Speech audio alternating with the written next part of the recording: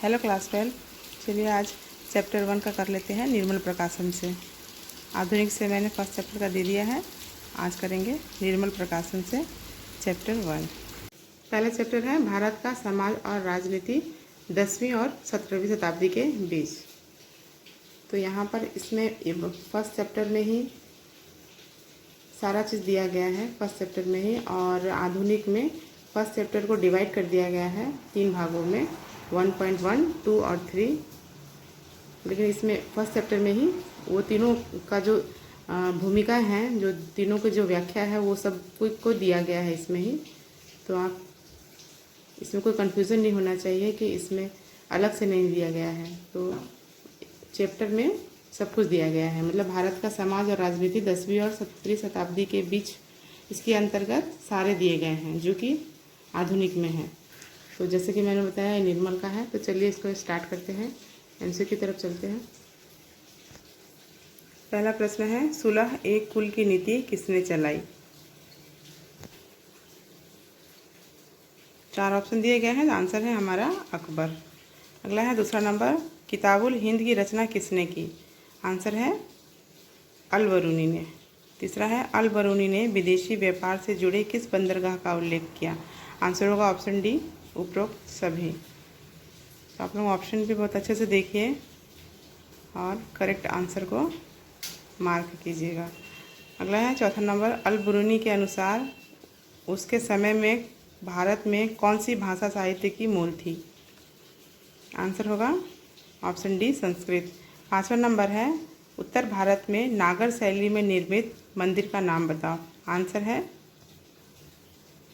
Option A, Khajuraho का मंदिर। अगला है 6वां नंबर, दक्षिण भारत में द्रविड़ शैली में निर्मित मंदिर का नाम बताओ।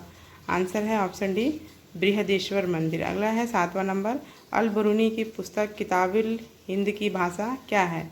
आंसर है ऑप्शन बी, अरबी भाषा है।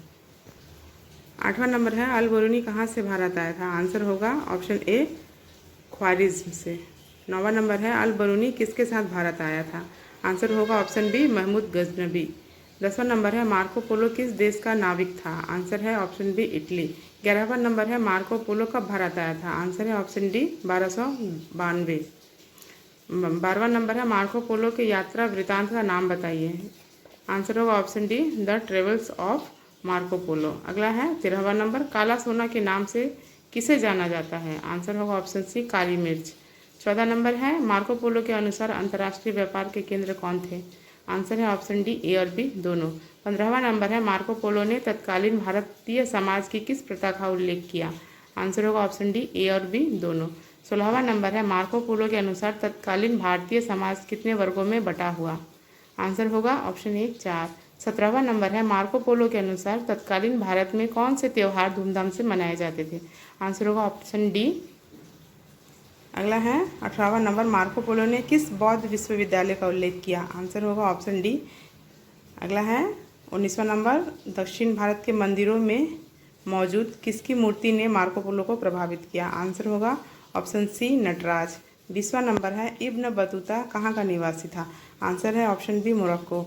21वां नंबर है, इब्न बतूता किसके शासनकाल में भारत आया था? आंसर होगा ऑप्शन सी, मोहम्मद बिन तुगलक। 22वां नंबर है, इब्न बतूता कब भारत आया था? आंसर होगा ऑप्शन सी, 1330 ईस्वी में। 23वां नंबर है, किस यात्री को महान घुमक्कड़ कहा जाता है? आंसर होगा option B, Ibn Battuta. 24 number है, रिहला नामक पुस्तक की रचना किसने की? आंसर होगा ऑप्शन सी, इब्न बतूता। 25वां नंबर है, इब्न बतूता के अनुसार या गुप्तचर विभाग के प्रमुख को क्या कहा जाता है? आंसर होगा ऑप्शन डी, दीवान ए इंसा। अगला है 26वां नंबर, इब्न बतूता के अनुसार दिल्ली सल्तनत के प्रांतों के विभाजन को क्या कहा जाता था? आंसर होगा ऑप्शन सी, इक्ता। अगला है 27वां नंबर, किस दिल्ली सुल्तान ने तांबे और लोहे के सिक्के लाए थे? आंसर होगा ऑप्शन सी, मोहम्मद बिन तुगलक। अगला है 28वां नंबर, इब्न बतूता के अनुसार गैर इस्लामिक अनुयायियों से कौन सा कर वसूला जाता था? आंसर होगा ऑप्शन सी, जजिया। अगला है 29वां नंबर, इब्न बतूता के अनुसार सुल्तान किसके आधार पर शासन करता था? आंसर होगा ऑप्शन ए शरीयत कानून। 30वां नंबर है, इब्न बतूता के अनुसार हिंदू मंदिरों में किस शास्त्रीय नृत्य का प्रदर्शन होता था? आंसर होगा ऑप्शन ए भरतनाट्यम। 31वां नंबर है, इब्न बतूता के अनुसार दिल्ली सल्तनत काल के दरबार में किस भाषा का प्रचलन था? आंसर होगा ऑप्शन डी ए और बी दोनों। अगला है 32वां नंबर, अब्दुल रज्जाक किस देश का यात्री था? आंसर होगा ऑप्शन सी पर्सिया। अगला है 33वां नंबर, अब्दुल रज्जाक भारत में किसका राजदूत बनकर आया था? आंसर होगा ऑप्शन ए शाहरुख। 34वां नंबर है, अब्दुल रज्जाक भारत कब आया था? आंसर होगा ऑप्शन ए 1442 ईस्वी में। 35वां नंबर है, अब्दुल रज्जाक किसके शासनकाल में भारत आया था? आंसर होगा ऑप्शन सी देवराय द्वितीय। अगला है 36वां नंबर, अब्दुल रज्जाक ने अपने भारत भ्रमण को किस ग्रंथ में लिखा? आंसर होगा ऑप्शन सी मतला उस सदैन व मजमा उल बहरीन। अगला है 37वां नंबर, अब्दुल रज्जाक ने किसे दुनिया का सबसे भव्य शहर कहा था? आंसर होगा ऑप्शन ए हम्पी। आगे बढ़ते हैं। 39वां नंबर है, अब्दुल रज्जाक के अनुसार विजयनगर साम्राज्य में अंतर्राष्ट्रीय बंदरगाह कौन सा था? आंसर होगा ऑप्शन डी उपरोक्त सभी। 40वां नंबर है, अब्दुल रज्जाक के अनुसार विजयनगर साम्राज्य द्वारा जारी सोने के सिक्के का नाम क्या था? आंसर होगा ऑप्शन सी पेगोहा। 41वां नंबर है, अब्दुल रज्जाक के अनुसार कृष्णदेव राय ने किस साहित्य को बढ़ावा दिया? आंसर होगा ऑप्शन डी ए और सी दोनों। 42वां नंबर है, विट्ठल स्वामी मंदिर कहाँ अवस्थित है? आंसर है ऑप्शन ए हम्पी। 43 नंबर है, फ्रैंकोइस बर्नियर किस देश का यात्री था? आंसर होगा ऑप्शन सी फ्रांस। 44वां नंबर है, फ्रैंकोइस बर्नियर कब भारत आया था? आंसर होगा ऑप्शन सी 1656 ईस्वी में। 45वां नंबर है, फ्रैंकोइस बर्नियर का पेशा क्या था? आंसर होगा ऑप्शन बी चिकित्सक। 46वां नंबर है, फ्रैंकोइस बर्नियर ने किस मुगल शासक के समय भारत आया था? आंसर होगा ऑप्शन सी औरंगजेब। 47वां नंबर है, फ्रैंकोइस बर्नियर के यात्रा वृतांत का नाम क्या है? आंसर होगा option C travel in the Mughal empire.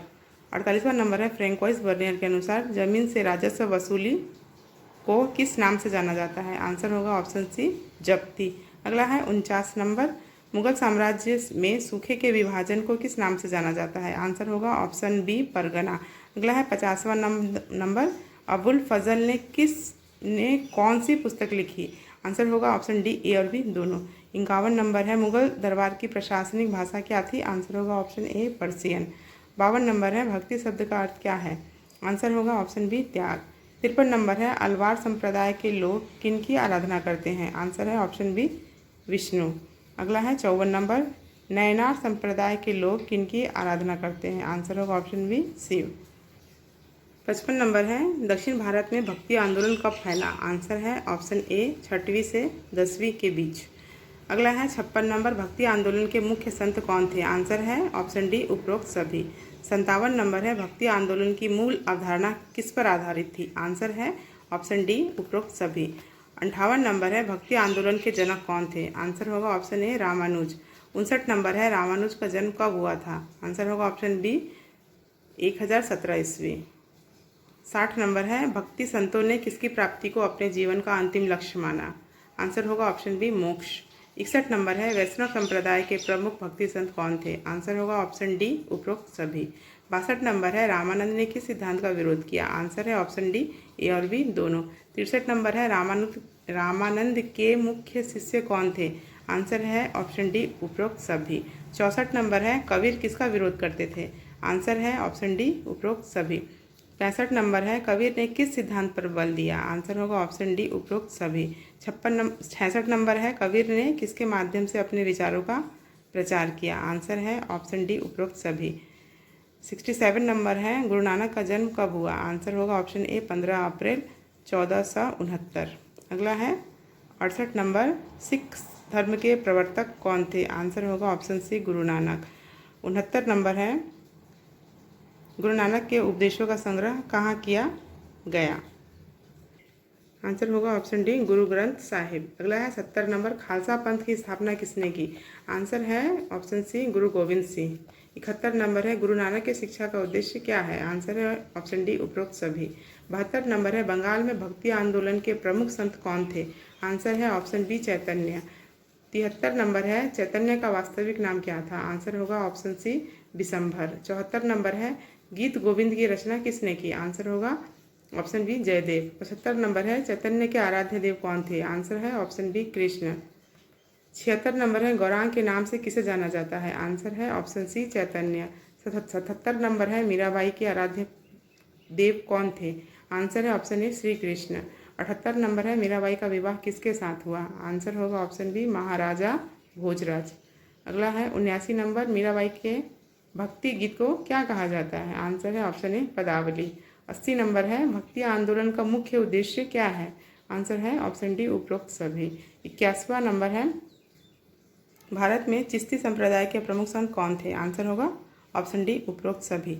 82 number प्रश्न है मोइनुद्दीन चिश्ती किसके समकालीन थे? आंसर है option B Mohammad Ghori. 83 number है ख्वाजा मोइनुद्दीन चिश्ती के प्रमुख शिष्य कौन थे? तो आंसर है ऑप्शन ए हमीदुन नागौरी। अगला है 84 नंबर शेख सलीम चिश्ती किसके समकालीन थे? आंसर है ऑप्शन बी अकबर। 85 नंबर है बाबा फरीद के नाम से किसे जाना जाता है? आंसर है ऑप्शन डी शेख फरीदुद्दीन गंजे शिकार। अगला है 86 नंबर शेख फरीद के प्रमुख शिष्य कौन थे?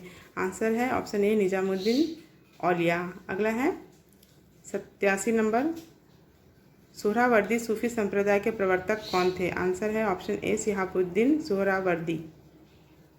अगला है 88 नंबर सोहरावर्दी संप्रदाय की शाखा में बदल गया? आंसर है ऑप्शन डी उपरोक्त सभी। 89 नंबर है भक्ति और सूफी आंदोलन के संयुक्त उद्देश्य क्या थे? आंसर होगा ऑप्शन डी उपरोक्त सभी। 90 नंबर है विजयनगर साम्राज्य की स्थापना किसने की? आंसर है ऑप्शन ए हरिहर बुक्का ने। 91 नंबर है संगम वंश का प्रथम शासक कौन है? आंसर है ऑप्शन बी हरिहर प्रथम। 92 नंबर है विजयनगर साम्राज्य की स्थापना कब हुई? आंसर होगा ऑप्शन ए 1336 एडी में। 93 नंबर है देवराय द्वितीय के शासनकाल में भारत आने वाले विदेशी यात्रियों के नाम बताओ? आंसर है ऑप्शन डी ए और बी दोनों। 94 नंबर है निकोली कोंटी किस देश का निवासी था? आंसर है ऑप्शन बी इटली। 95 नंबर है सलू वंश का संस्थापक कौन था? आंसर है ऑप्शन सी नरसिंह देव राय।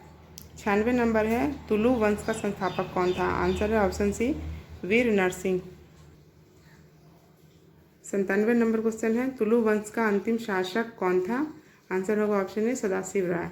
अगला है 98 नंबर तुलु वंश का सर्वश्रेष्ठ शासक कौन था? आंसर है option A Krishnadeva Raya. 99 number है किसका शासनकाल का तेलुगु साहित्य शास्त्रीय युग कहा जाता है? तो आंसर होगा ऑप्शन सी कृष्णदेव राय। और 100वां नंबर है राक्षसी तांगड़ी का युद्ध कब हुआ था? तो हमारा आंसर होगा ऑप्शन सी 1565 में।